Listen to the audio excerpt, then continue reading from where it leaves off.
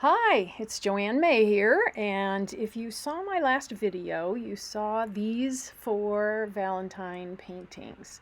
And if you haven't watched it, maybe you want to do that and perhaps paint along. And because it takes a little while to paint, and it was mostly in real time, it is now time to assemble the Valentine cards. So I'm erasing with a kneaded eraser the pencil marks that were dividing the page into 4 segments.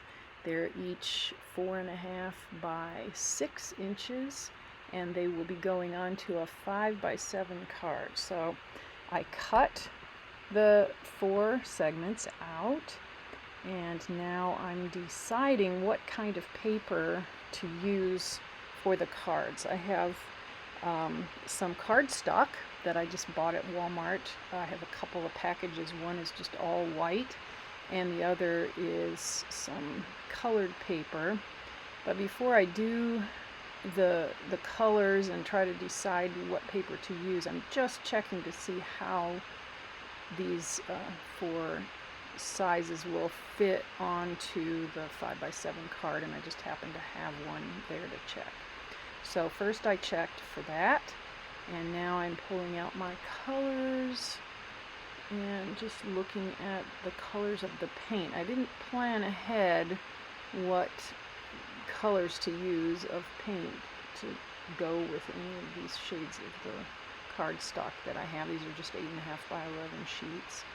But I really like the way that the big heart goes with the green, that bright sort of spring green background.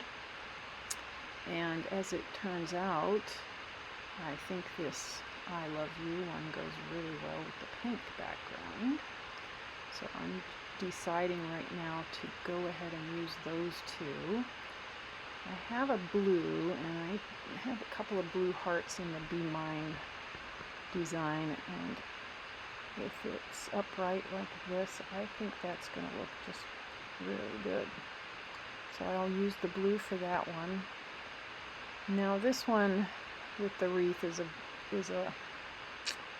such a busy design that I thought any color, well, none of the colors actually pick up the shades of the colors of the hearts or the wreath, so I'm just going with a white background for that.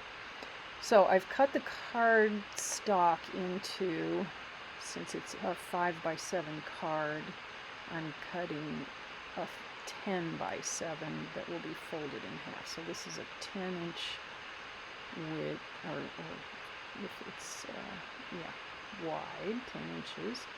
I have my scoring tool there and a board that has ridges so I can score it at the 5-inch mark. It makes it a lot easier to fold and manipulate. So this is a real handy little tool to have if you don't already have something like this. I used to just fold the paper, and often I'd get little creases in the front of the design card, and it wasn't as professional a look. So I really like this tool. So 5 by 7, you saw the measurement there. Here's the green. And I'll just take one at a time and score it.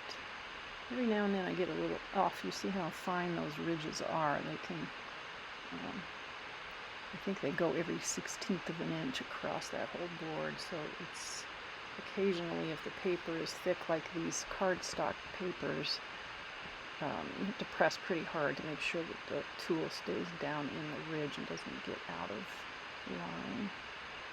There's the blue. I'm just going ahead and folding it. When you fold, you always fold, you make the indentation from the top side, and then you fold it with the indentation on the outside. It makes for a cleaner look to the fold.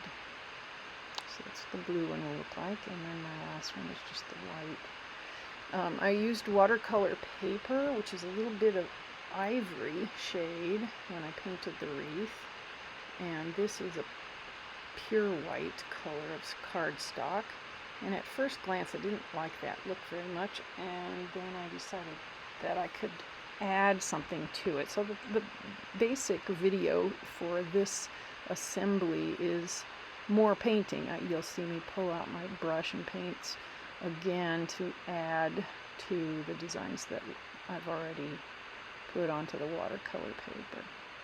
I'm checking the edges every now and then. The scoring tool, or maybe the cut that I made, the 10 by 7 shapes wasn't exact, and so the scoring tool also, even though it looks like it's perfectly straight down the center, doesn't always fold perfectly, so I did have to trim the edges on a couple of them. Now I'm just taking my glue tape roller, putting tape on the back side. I do a couple, 2 or 3 strips in the center, and I make sure to get the corners. And I used to go all the way around the perimeter, but it's not really necessary for cards, since these aren't going to be something that will be used a lot, or sometimes they'll be saved. We hope they'll be saved, but if they aren't, no problem with just putting a little tape in the corners. And even if somebody does save them, they're not bumped around very much once they've been received and read. So I'm speeding up a little bit now because it's the same process for each one of these, and you notice that there's a little more space at the top and bottom, less space on the sides for that portrait mode design. Same thing, just because it's not the same margin all the way around on all 4 sides. But you'll see in just a minute what I've done to help take the attention away from that. I've got my my handy dandy paper towel wrapped around a whole roll of toilet paper, and I've used this same paper towel and same roll of toilet paper for the longest time. I got this tip from a watercolor artist who said, don't go through your rolls and rolls and rolls of paper towels. This actually works really well. You can fold and refold the paper towel around the toilet paper, but the toilet paper absorbs moisture like crazy. So that's my dabbing tool that I use, and I am just freehand drawing lines, a red, painted red, really bright red line all the way around the perimeter of this wreath. So there's one of the things that I use to sort of fool the eye into thinking that actually goes together, that white background and then the little bit of ivory shade of the watercolor paper looks like it's meant to go together. And I'll add a little more in just a minute here. Now on this one, okay, I have a red hearts, a little bit of orangey. I was trying to decide what color paint to use. Since I had a red on my brush already, and I liked the thickness of that line. If you want thicker, you can go with a larger brush, or thinner with a smaller brush. So I just kept the red. It's a little watery, so it doesn't look bright red, which it kind of blends in nicely. It's a little bit of a ombre effect maybe.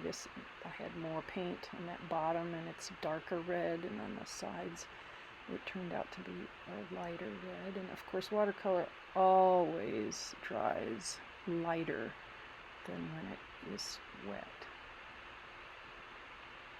And these long strips of paint on the side here start to get dry as the brush loses moisture. So have a steady hand as best you can. I actually run my hand along the edge of the card. I feel that edge underneath my fingers, and that helps me to line it up, and it turned out okay. But you know, if it's a wiggly line, it's just more evidence that you've made it yourself and it hasn't been done by a machine. So I used to get worried about not drawing straight lines, and I just don't anymore because I kind of like the look of some of those wavy lines.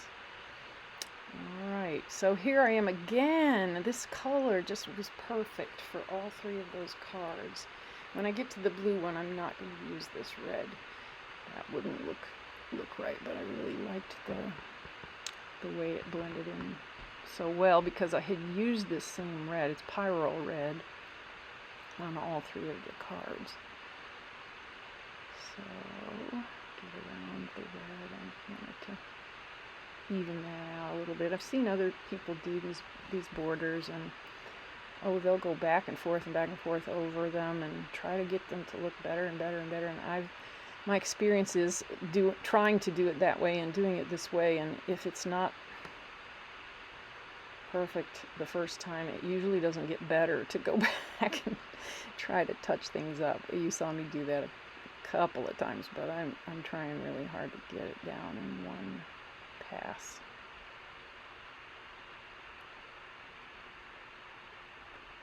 So there is the big heart. Now for the blue card, I am thinking for a minute, what's gonna look best?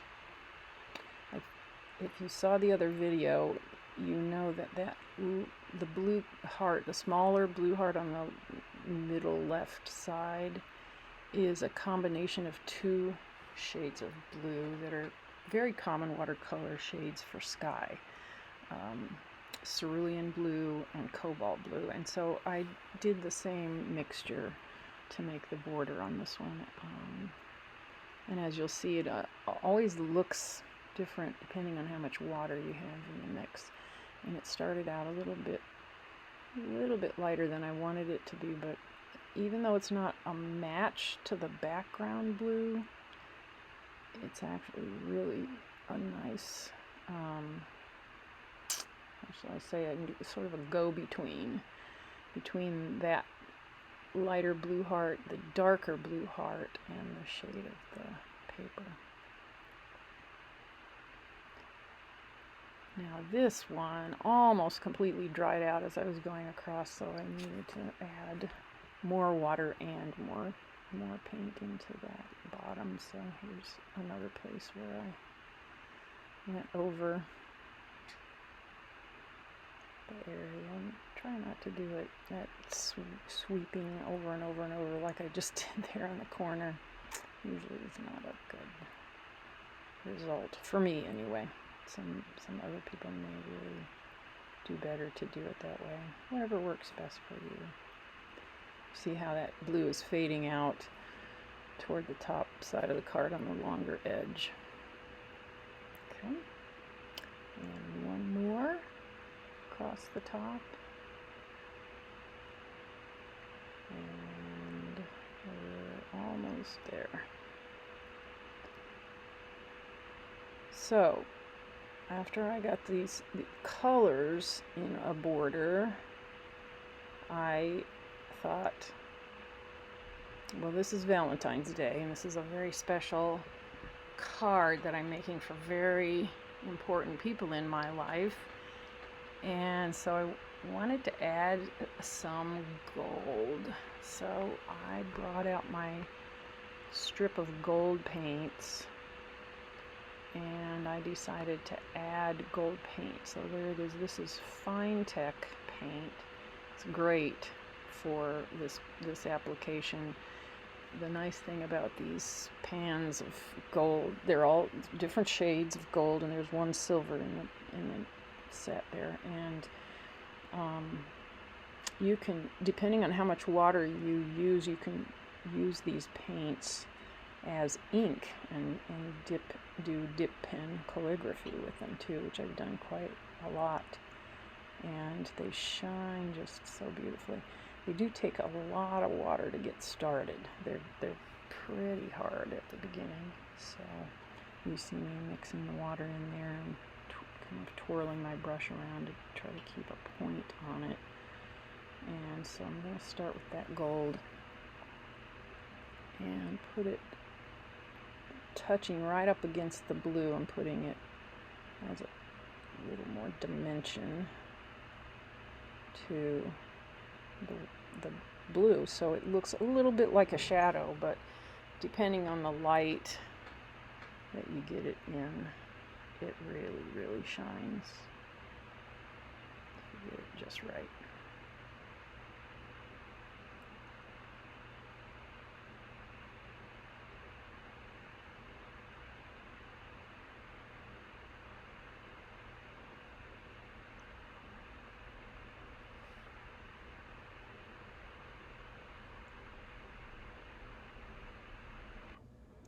So I'm speeding this up now. I ran out of video as I was doing the 4 cards, so you'll see the blue one and the pink one with some gold. I'm actually splattering some things onto the pink.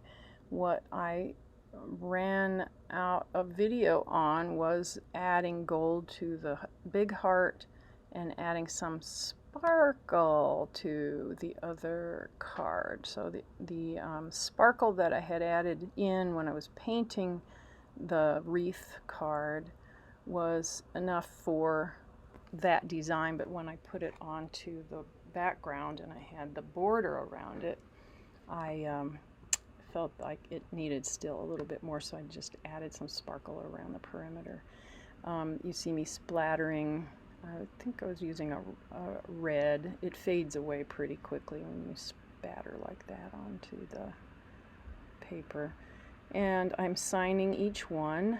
The sparkle glue was a little bit wet, but if it starts to spread out as you touch it when it's wet, it really doesn't matter in this application. If you're trying to be really precise with it, then make sure you let it dry all the way. So signing the cards, and there they are, all finished and ready to send.